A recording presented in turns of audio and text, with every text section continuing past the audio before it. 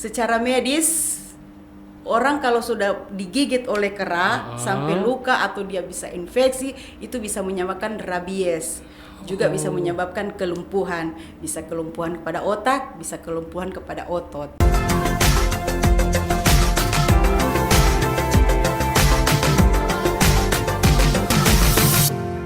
Pondok Cerita. Shalom sahabat cerita dimanapun Anda berada, senang sekali saya Gary Giraldo kembali hadir di hadapan Anda. Dan kali ini kita kehadiran tamu yang istimewa. Tidak berlama-lama lagi saya perkenalkan Ibu Medi Runtuene. Halo Ibu. Halo juga. Wah, Gary. ini guru sekolah minggu yang luar biasa. Wow. Rekan sepelayanan. Terima kasih. Oke Bu, nah ngomong-ngomong soal sekolah minggu nih Bu, Ibu sudah melayani sebagai pelayan anak itu sejak kapan Bu? Tahun 1994. 94. Iya, waktu itu di sekolah SMA dulu di Manado. Saya juga berjemaat di gereja Bethlehem. Dari Bitung pindah ke Manado. Jadi masuk gereja di Bethlehem di Paldua. Terus tinggal di pastori juga bersama Oma de Opa dan Ibu Gembala. Dan waktu di kelas mau masuk pemuda remaja, Ibu Gembala Ruti Tumewu bertanya pada kami, siapa yang mau melayani anak-anak sekolah minggu. Jadi kami ada beberapa teman langsung memberikan diri untuk melayani anak-anak. Jadi sebelum melayani kami juga di training oleh Ibu Gembala. Saya kira Ibu itu melayani sekolah minggu nanti saat udah berjemaat di Bitung sini. Ternyata jauh sebelum itu juga sudah jadi pelayan anak ya. Berarti. Nah Bu, kalau melihat pelayanan Ibu yang cukup lama dari tahun 94, itu saya masih umur 3 tahun. Dari tahun 94 sampai Ibu sekarang 2022. Ya, yang saya penasaran Bu, apa sih permasalahan anak-anak yang paling mendasar yang Ibu lihat? Kan beda tuh, kayaknya orang pikir wah anak-anak kan tidak ada masalah. Tapi kalau guru sekolah minggu nih yang sudah berkecimpung lama, kira-kira masalah apa sih Bu yang terjadi kepada anak-anak? Biasa anak-anak sih sebenarnya dorang lebih fleksibel. Maksudnya yang jadi masalah, sebenarnya mau bilang masalah juga bukan masalah, namanya juga dunia anak-anak. Nah, iya. Iyo. Ada yang sangat aktif, udah bilang super aktif, dan kadang orang di luar sana bilang oh anak-anak ini nakal. Tetapi kami sebagai guru-guru sekolah minggu diajarkan jangan pernah bilang anak-anak itu nakal, tapi super aktif. Jadi bagaimana kami cara untuk menangani anak-anak yang super aktif ini. Jadi butuh kesabaran. Oh, itu jadi itu masalah-masalah yang terjadi ketika Ibu alami ya selama melayani anak sekolah minggu. Iya. Jadi ada yang kalem, ada yang aktif, tapi sama sekali tidak boleh dibilang anak nakal. Tidak boleh. Dibilang saja anak yang aktif ya. Iya. Nah Bu, tapi kalau masalah dengan orang tua banyak tidak yang terjadi antara anak-anak yang Ibu lihat yang butuh pendampingan khusus selama ini? Iya, biasa ada juga, apalagi masalah broken home. Oh, itu juga berpengaruh kepada biasa berpengaruh anak-anak. pada psikolog anak. Oh, Jadi okay. Syukur puji Tuhan, jadi kami waktu di Manado sebelum melayani sekolah minggu, Ibu Gembala juga sudah memberikan pelajaran cara tentang psikolog anak. Jadi bagaimana orang harus mendekati anak-anak yang seperti itu. Nah, oke Bu, biasanya Ibu lihat dari mana sih Ibu kalau anak-anak yang dari latar belakang keluarga seperti itu, yang psikolognya ada guncangan seperti itu, gimana Bu? Kadang mereka pendiam. Oh, Pendiam. saya pikir nakal, ternyata justru Pendiam. lebih Mereka pendiam. Jadi setelah ditanya apa masalahnya, ada yang bisa terbuka. Pendiam. Okay. Ada juga anak-anak sekolah minggu di sini, dan sekarang dia sudah mulai masa pertumbuhan remaja. Jadi lebih kepada pendiam ya. Oke, luar biasa ya. Berarti memang pengalaman itu tidak bisa membohongi. Ibu sudah tahu semua latar belakang anak-anak dan lain sebagainya. Nah Bu, berbicara tadi anak-anak, nah kita sekarang akan berbicara lebih dalam tentang Ibu sendiri. Nah Bu, bisa enggak Ibu share ada pengalaman pribadi Ibu dengan Tuhan yang bisa memberkati sahabat cerita pada hari ini? Boleh Ibu share pada kami hari ini? Banyak sekali pertolongan Tuhan yang Tuhan nyatakan dalam kehidupan saya pribadi. Dulu waktu kami tinggal saya juga lahir di Bitung, berdomisili di Air Tembaga. Pas aku muka rumah dengan mama mantunya dari Riston yang pernah jadi narasumber di sini. Ya, DP mantu itu orang akrab. Jadi di sana waktu masa kecil kami biasa di sekolah minggu di gereja di gereja GPPS dulu GPPS. Terus hari Rabu biasa di pergaulan di lingkungan situ ada teman-teman untuk mengajak kami untuk ikut ibadah Rabu Ceria. Terus satu saat itu waktu kelas 3 SD ketika kami akan pergi bertamasya di kebun binatang di apa sana di TC, belum bilang di TC itu.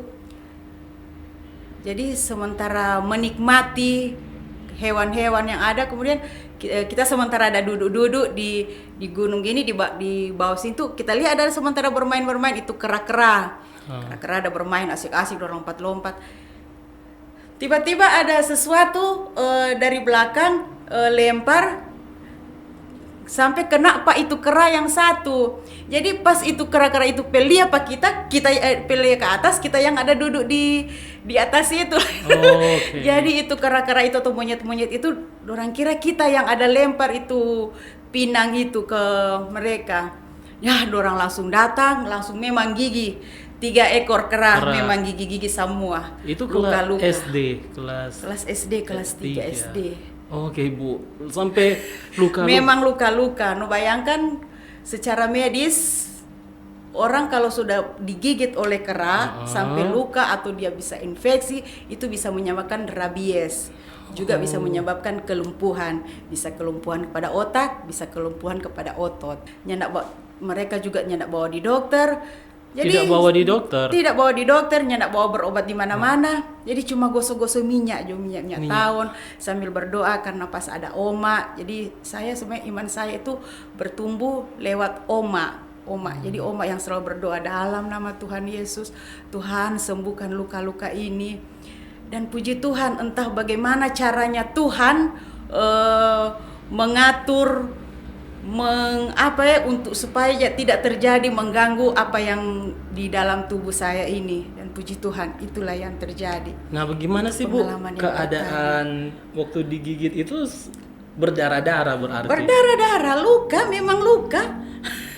Oke, jadi Ibu masih ingat jelas waktu ingat itu? Sekali. Masih ingat jelas, bahkan keadaan waktu itu Bu, gimana waktu digigit? Ada yang misahin atau pokoknya berusaha untuk kan semua di luar lah, jadi kita saat itu cuma kita sendiri yang sedang menikmati. Ada lele itu kera-kera ada bermain.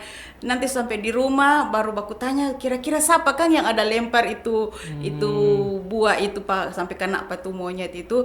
Ternyata kita adik sendiri. Adik perempuan. Iyo, dia yang itu. Cuma dorangnya membayangkan kalau akan terjadi seperti itu. Dan akhirnya dibawa ke rumah dan diobati. Iya, cuma gosok minyak kelapa saja. Hanya minyak kelapa. Tapi minyak itu sudah didoakan di dalam nama Tuhan Yesus. Tidak dibawa ke dokter sama sekali. Wah, luar biasa. Dan tidak terjadi hal-hal tidak terjadi hal sesuatu, tidak ada bilang mau rabies atau kelumpuhan atau infeksi apa. Wow. Itu semua karena Tuhan. Makanya Gary bilang berarti itu pertolongan Tuhan. Iya. Jadi sahabat cerita ini luar biasa ya, karena bahaya sekali loh. Digigit anjing saja bahaya, apalagi ini digigit kera 3 ekor. Jadi saya rasa kalau bukan karena pertolongan Tuhan ya, itu salah satu mujizat juga sih Bu, saya rasa, karena hanya dioles minyak dan tidak dibawa ke dokter ya waktu itu. Nah, itu pengalaman pertama. Setelah pengalaman kedua kami pindah di Manado. Waktu tahun 93, 92, 93 itu top-topnya sepeda federal dulu sepeda federal. Jadi pas teman papi datang ke rumah malam jadi mereka berbincang-bincang, orang sebagai masih SMA itu boleh pinjam ini sepeda. Jadi sudah boleh. Jadi bawa sepeda, pokoknya sekencang-kencangnya di jalan raya. Karena asik ikut-ikut sama dengan tuh pembalap sepeda dan bawa jadi pandangan bukan di atas tapi di bawah, asik-asik bawa-bawa tuh sepeda, angkat muka begini, auto truk di depan, langsung banting setir begitu dang bilang. Tapi puji Tuhan dang saat itu pertolongan Tuhan itu tidak pernah terlambat. Kalau saat itu kita nyanda angka muka mungkin tersuninto apa yang terjadi. Truk lagi parkir, kita yang baik itu bilang mungkin itu akan bilang sebut celaka bodoh dong. Auto ada mobil ada babadiam, ada parkir kontoran yang sambar.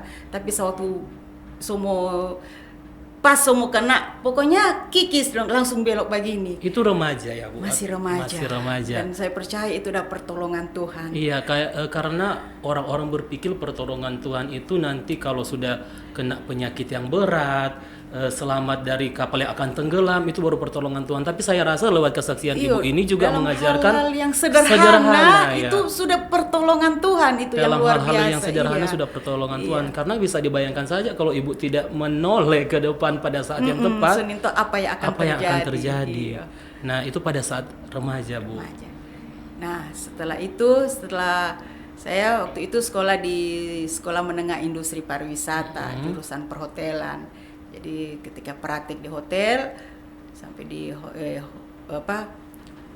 supervisor di hotel bilang, manajer di hotel bilang, kalau lulus, nak perlu mau bawa ijazah atau apa, boleh masuk jo kerja karena tahu itu kerja yang ada di hotel. Tetapi setelah lulus dari sekolah perhotelan, saya kerja melamar bukan di hotel tetapi melamar di apotik. Itu kalau orang yang farmasi melamar di hotel saya pernah dengar, karena memang dasarnya bisa belajar hotel kan bisa lebih mudah mungkin. Tapi ini dari perhotelan ke apotik. Masuk ke apotik. Itu gimana Bu ceritanya sampai bisa seperti itu? Karena memang dari dulu kita cita-cita ingin menjadi dokter. Tetapi karena orang tua tidak mampu, biasa biaya masuk ke dokteran itu mahal. Jadi pokoknya jalani saja, pokoknya mengalir. Bilang apa yang Tuhan mau bawa sampai di mana. Lulus perhotelan, kemudian ada satu apotik di Pal 2, baru buka, kita langsung melamar di situ. Karena kita ijazah juga belum keluar dari sekolah. Jasa sebenarnya ada, tapi karena terbentur dengan biaya di masa sekolah, mau masuk ujian saja saya harus berusaha untuk mendekati kepala sekolah karena orang tua selalu berangkat sudah tidak memperhatikan lagi kami sebagai anak-anak dalam sekolah, biaya sekolah, sampai pokoknya nyendak bayar uang sekolah. Nyendak bayar. Iya, jadi sampai lulus itu ijazah biar begitu di sekolah kita berusaha harus langsung cari kerja dulu. Tapi kita padahal dari manajer hotel bilang melamar jadi situ. Tapi kita pikirannya enggak sampai di hotel. Karena kita memang cita-cita ingin jadi dokter, Tuhan bawa di apotik. Nah, seiring berjalannya waktu belajar tentang obat-obat dan puji Tuhan itu bisa masuk di otak. Suatu saat sementara dijaga di apotik, ini juga pengalaman yang memang kita bersyukur sekali. Sementara di apotik kita lihat di depan seberang jalan sana ada bapak-bapak dengan anak, DP anak sementara ada gotong-gotong, ada bawa DP papa untuk menyeberang ke jalan sebelah di empat orang apotik. Kita tahu orang mereka ini akan mau beli obat dang. Jadi DP papa yang sakit ini bapak ini. Jadi ketika mereka sampai di depan apotik, kita mau karena semua hampir jatuh ini bapak ini, kita langsung keluar mau pitolong. Tapi di saat kita pegang ini bapak ini, langsung dia minta maaf, dia langsung keluar muntah darah. Dan ternyata bapak ini dia sedang sakit 3 huruf dan tuberkulosis dan TBC. Dan menurut medis juga orang kalau kena ini virus ini kan berbahaya juga, bisa terjangkit dan kotoran tubuh. Dan saat itu memang dia tekan muntah Pak. Kita badan ini sampai kita bos di dalam dengan teman karyawan satu, mereka langsung lari ke dalam. Dan saya sendiri yang menghadapi ini, Bapak ini bagaimana caranya, kita langsung kasih bersih nih Bapak ini juga karena dengan darah, bilang Bapak langsung saja ke rumah sakit. Jadi langsung dola kasih naik angkot mikro, mereka pergi dengan anaknya. Dan saya sendiri yang menghadapi itu karena matahari masih pagi, masih biasa kan kalau ada debu-debu begitu orang bisa lihat tuh ya terbang-terbang. Dan ini memang darah muntah itu memang seperti ada sesuatu yang terbang-terbang dan itu sebenarnya adalah virus Oh, Ibu sampai sempat melihat iya, itu. Itu virus itu. Tapi mau bagaimana lagi? Bos masuk di dalam lari dan memang karena takut kena ini virus ini.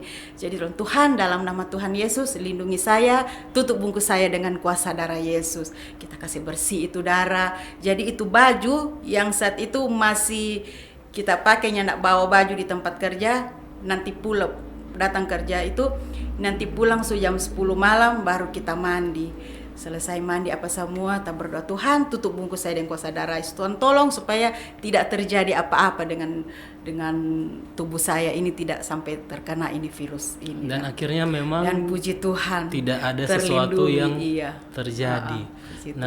Luar biasa, berarti pengalaman Ibu cukup banyak tentang bukan cuma pelayanan anak tapi melayani orang, melayani orang-orang sekitar lewat di apotek tadi.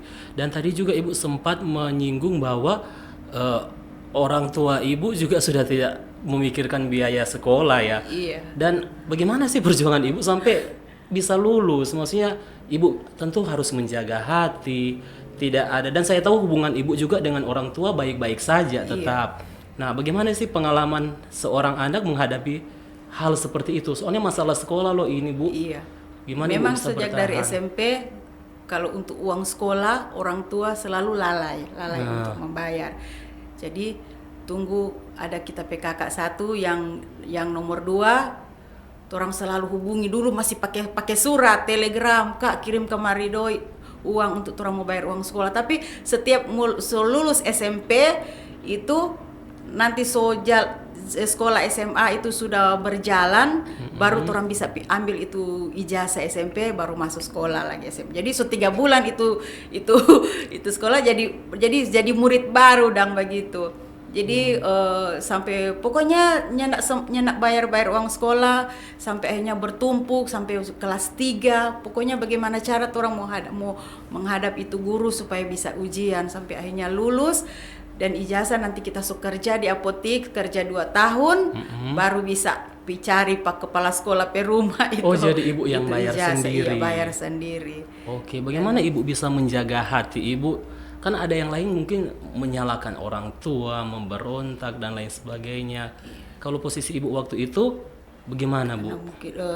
Karena puji Tuhan, orang sejak kecil bertumbuh di sekolah minggu, di gereja. Iya, jadi nggak ada itu perasaan. Cuma nanti sebesar kadang orang kakak adik begitu sampai kita setelah kita kerja kita berusaha kasih sekolah kita pe adik-adik sampai mereka lulus semua. Itu orang tua semua pokoknya selalu bolak-balik Jakarta Manado apa yang mereka urus sampai lupa ini anak-anak pe kebutuhan. Jadi saya sebagai anak sebagai kakak masih ada adik 3 yang kita harus urus. Kita mau kasih sekolah pada orang, berusaha supaya mereka jangan sampai putus sekolah. Dan saya berusaha untuk cepat kerja dan untuk menghadapi orang tua nanti so dewasa ini so menikah. Kadang orang kakak adik kumpul, ada mami dan papi di situ. Sampai bilang pokoknya bukan mau persalahkan, akhirnya jadi bahan humor dan candaan. Kemain kok ini mami dan papi ini dulu orang masih sekolah kasih biar. Sampai kita ada yang bungsu bilang begini, orang ini besar sendiri.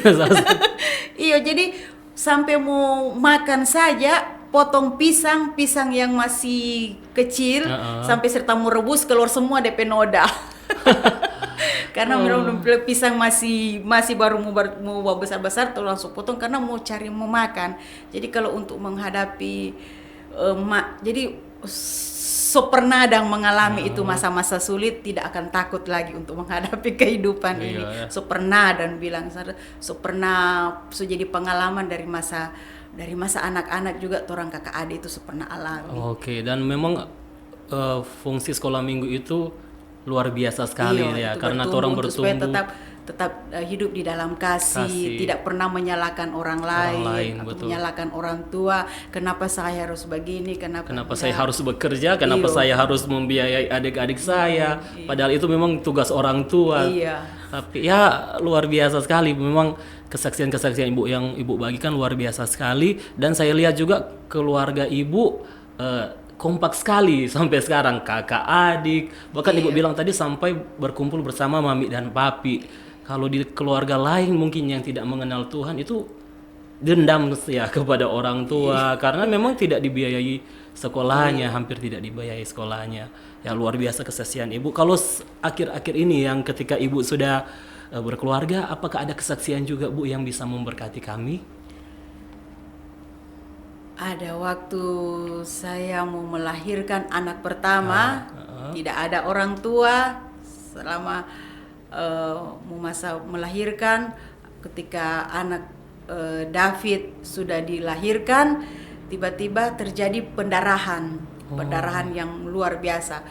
Sebenarnya sudah habis melahirkan, dokter sudah periksa apa semua baik-baik saja, menjahit apa semua, sampai di ruangan di sal, tiba-tiba terjadi pendarahan sampai rambut basah semua. Kena darah sampai kena di rambut. Dan saat itu syukur karena waktu David lahir itu di hari raya haji. Hari raya haji, dan mestinya ini dokter-dokter ini, perawat-perawat ini mereka harus pergi sembahyang karena di rumah sakit angkatan laut sini muslim semua.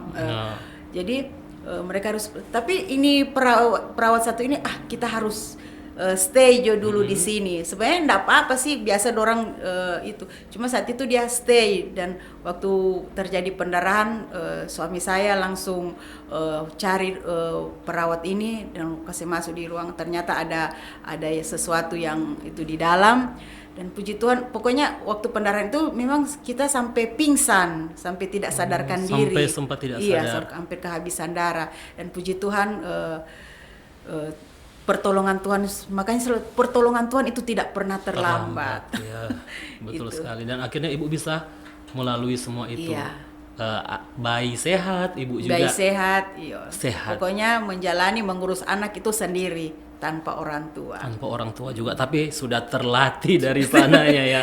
Oke, senang sekali, banyak kesaksian yang saya dengar, dan sekali lagi pesannya yang saya tangkap adalah Tuhan itu menolong tidak harus dengan masalah yang luar biasa, tapi lewat kejadian kecil pertolongan Tuhan itu nyata pastinya. Nah, tadi ibu juga sempat menyentil soal anak. Nah, dan saya kenal sih anak ibu Indra dan David, anak-anak yang takut akan Tuhan. Nah, Bu, bagaimana sih cara ibu mendidik anak-anak supaya hidup takut akan Tuhan? Sejak kecil mereka sudah bertumbuh juga di sekolah minggu. Sekarang kalau di saat makan harus tetap berdoa, bangun tidur berdoa, bangun tidur berdoa, mau ke sekolah harus berdoa. Pokoknya karena ketika di saat juga mereka sakit, saya sebagai orang tua memberikan mereka obat. Jadi selama anak-anak ini dari kecil sampai besar, mereka tidak pernah ke dokter, tidak pernah ke rumah sakit.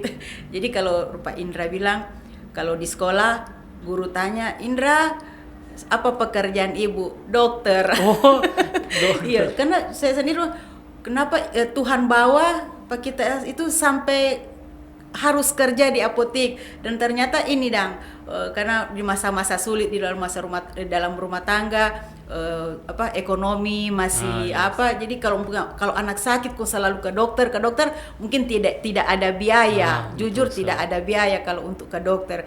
Dan puji Tuhan, Tuhan memberikan saya hikmat sampai saya bisa tahu dengan obat-obat yang ada. Saya berikan. Jadi ketika saya beri mereka obat, bukan karena saya bilang, Dek, berdoa kalau meminum obat dalam nama Tuhan Yesus, Indra disembuhkan atau David disembuhkan. Jadi ketika mereka sudah rasa baik, kami sebagai orang tua belajar ini anak-anak supaya ketika orang tanya, "Dek, siapa yang sembuhkan?" Tuhan Yesus. Oh. Jadi dari situ mereka mulai bertumbuh dalam iman untuk selalu tetap mengandalkan Tuhan dan selalu hidup takut akan Tuhan dan mengasihi Tuhan. Mengasihi Tuhan. Jadi sahabat cerita, poin yang paling penting adalah sekolah minggu, dididik memang dari awal. Dari sekolah minggu. Dari sekolah karena minggu. itu adalah dasar, Dasar. fondasi untuk supaya mereka bisa bertumbuh untuk mengenal Tuhan lebih baik lagi. Mengenal Tuhan. Ibu pun tidak kecewa kepada orang tua, semua karena dididik dari sekolah minggu. Nah Bu, kan ini David sekarang puji Tuhan karena berkat dan kasih Tuhan sekarang sudah berada lanjut di kuliah di Cina ya. Dan juga Indra memutuskan untuk sekolah Alkitab ya. Sekolah Alkitab. Nah, bagaimana sih perasaan ibu ketika hal ini terjadi kepada kedua anak ibu? Apa yang ibu rasakan? Perasaan berpisah. Iya, perasaan kan pasti ibu tidak menyangka kalau anak ibu yang pertama akan kuliah di Cina. Iya. Kedua, perasaan ibu pasti tidak menyangka juga, wah ternyata anak saya ini akan memutuskan untuk menjadi hamba Tuhan lah istilahnya. Apa tanggapan ibu? Terima kasih Tuhan atau terkagum-kagum kan, seperti apa perasaan Memang ibu? terkagum-kagum. Wah Tuhan, Tuhan Yesus itu baik. Tidak ada apa yang tidak dipikirkan, apa yang tidak pernah Tuhan dengar, tidak pernah rencanakan, itu yang Tuhan bawa kepada mereka untuk sampai ke titik itu, Dang.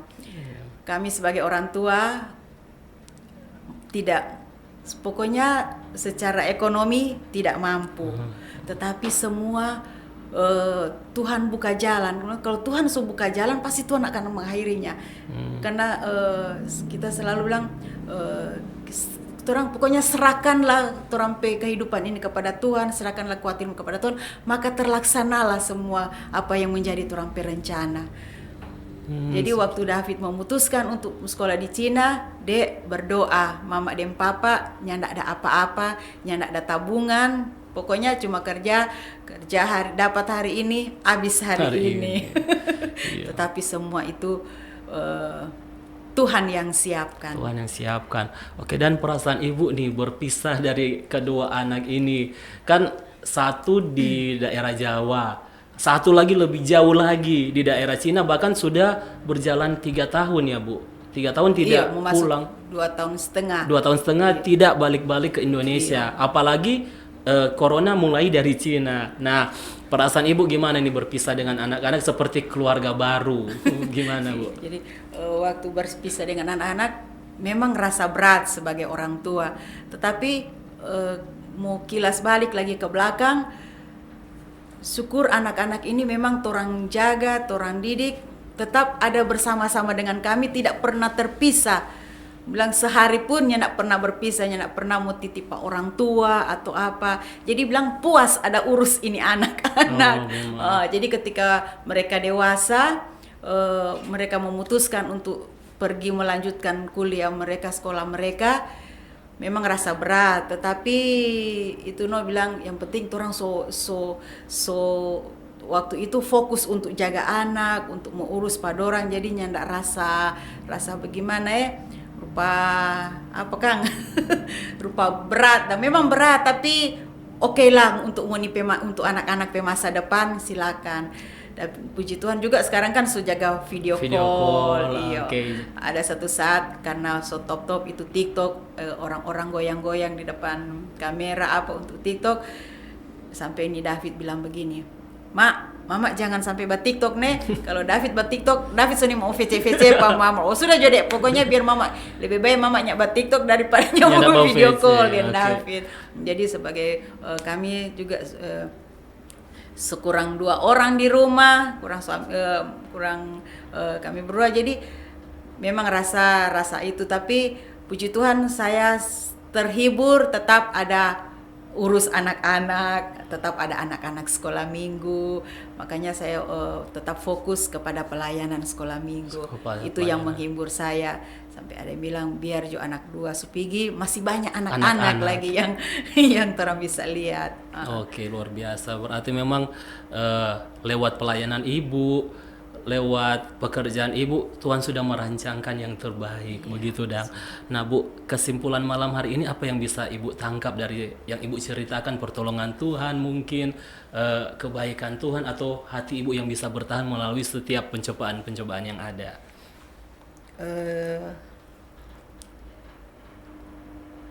Di dalam di Yesaya 41 ayat 13 di situ dikatakan Tuhan memegang dengan tangan kanan Tuhan memegang coba kita baca Di mana ayatnya Bu? Yesaya 41 ayat 13. Sebab aku ini Tuhan Allahmu memegang tangan kananmu dan berkata kepadamu, janganlah takut, akulah yang menolong engkau. Jadi saya tidak pernah takut untuk menghadapi kehidupan ini. Apapun yang akan terjadi, saya percaya Tuhan yang akan menolong.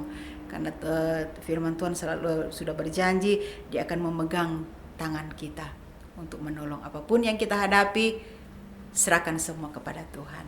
Apapun yang kita hadapi, serahkan kepada kepada Tuhan. Tuhan. Oke Bu, terima kasih, luar biasa sekali yang saya dengar. Dan sekali lagi saya tidak lelah-lelah mendekatkan kepada sahabat cerita, bagi yang memiliki anak-anak, harapannya untuk mengikuti sekolah minggu ya.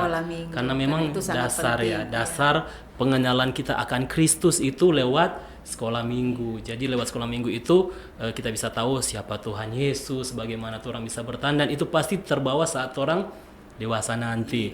Dan juga yang saya tangkap dari Ibu, kesaksian Ibu, Tuhan itu menolong orang itu bukan dari hal-hal yang besar, masalah-masalah yang besar juga, tapi lewat perkara-perkara yang kecil, iya. Tuhan bisa menyatakan pertolongannya. Oke Ibu Mei, terima kasih sudah hadir di sini. Senang sekali sama-sama. Ibu Mei sudah hadir. Tetap semangat pelayanan Bu. Anak-anak masih membutuhkan Ibu. Oke, luar biasa. Oke, nah sahabat cerita, demikianlah bincang-bincang kami bersama Ibu Medi, guru sekolah minggu yang luar biasa. Dan saya yakin dan percaya teman-teman sahabat cerita semua mendapatkan sesuatu untuk menjadi pegangan di dalam kehidupan masing-masing. Terutama bagi orang tua yang memiliki anak-anak, jangan lupa untuk mengikutkan anak-anaknya di sekolah minggu. Oke, dan bagi sahabat cerita yang pengen didoakan, mempunyai permohonan doa, silakan hubungi nomor yang ada di bawah sini. Oke, dan saya Gary Geraldo juga Ibu Medi pamit dari hadapan Anda. Sampai jumpa, ketemu lagi di podcast selanjutnya. Terima kasih.